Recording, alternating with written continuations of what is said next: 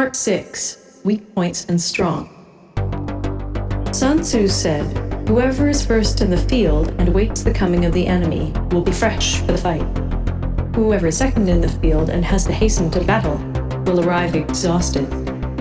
Therefore, the clever combatant imposes his will on the enemy, but does not allow the enemy's will to be imposed on him. By holding out advantages to him, he can cause the enemy to approach of his own accord, or, by inflicting damage, he can make it impossible for the enemy to draw near.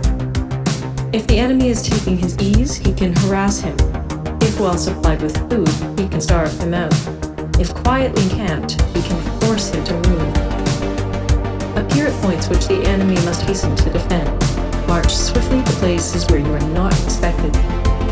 An army may march great distances without distress if it marches through a country where the enemy is not. You can be sure of succeeding in your attacks if you only attack places which are undefended. You can ensure the safety of defense if you only hold positions that cannot be attacked. Hence, the general is skillful in attack whose opponent does not know what to defend, and he is skillful in defense whose opponent does not know what to attack. O divine art, subtlety, and secrecy. Through you we learn to be visible, through you inaudible, and hence we can hold the enemy's fate in our hands. You may advance and be absolutely irresistible if you make the enemy's weak points. You may retire and be safe from pursuit if your movements are more rapid than those of the enemy. If we wish to fight, the enemy can be forced to an engagement even though he be sheltered behind a high rampart and a deep ditch. All we need do is attack some other place that he will be obliged to relieve. If we do not wish to fight, we can prevent the enemy from engaging us even though the lines of our encampment be merely traced out on the ground. All we need do is throw something odd and unaccountable in his way. By discovering the enemy's dispositions and remaining invisible ourselves, we can keep our forces concentrated while the enemy's must be divided. We can form a single united body while the enemy must split up into fractions. Hence, there will be a whole pitted against separate parts of a whole, which means that we shall be many to the enemy's few. And if we are able thus to attack an inferior force with a superior one, our opponents will be in dire straits. The spot where we intend to fight must not be made known, for then the enemy will have to prepare against a possible attack at several different points. And his force is being thus distributed in many directions, the numbers we shall face at any given point will be proportionately few. For should the enemy strengthen his van, he will weaken his rear. Should he strengthen his rear, he will weaken his van. Should he strengthen his left, he will weaken his right. Should he strengthen his right, he will weaken his left. If he sends reinforcements everywhere, he will everywhere be weak. Numerical weakness comes from having to prepare against possible attacks. Numerical strength from compelling our adversary to make these preparations against us.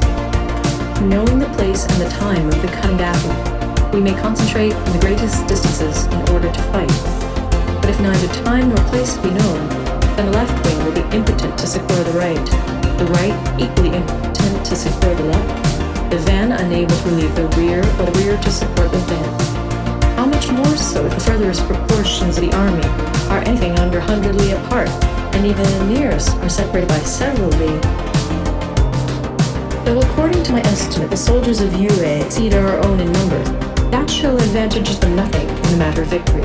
I say then that victory can be achieved. Though the enemy be stronger in numbers, we may prevent him from fighting. Scheme so as to discover his plans and the likelihood of their success. Rouse him and learn the principle of his activity or inactivity. Force him to reveal himself so as to find out his vulnerable spot. Carefully compare the opposing army with your own, so that you may know where strength is superabundant and where it is deficient. In making tactical dispositions, the highest pitch you can attain is to conceal them. Conceal your dispositions and you will be safe from the prying of the subtlest spies, the machinations of the wisest brains. How victory may be produced for them out of the enemy's own tactics, that is what the multitude cannot comprehend.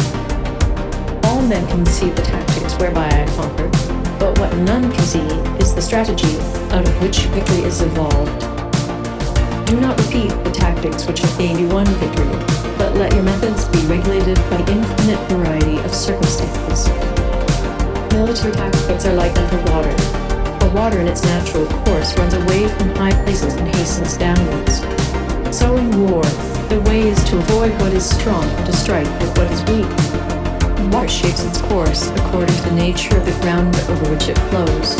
The soldier works out his victory in relation to the foe whom he is facing. Therefore, just as water retains no constant shape, in warfare there are no constant conditions. He who can modify his tactics in relation to his opponent and thereby succeed in winning may be called a heaven-born captain. The 5 elements, water, fire, wood, metal, earth, are not always equally predominant. The 4 seasons make way for each other in turn. There are short days and long. The moon has its periods of waning and waxing. End of part 6. Recorded in Toronto, Ontario by Moira Fogarty, October 2006.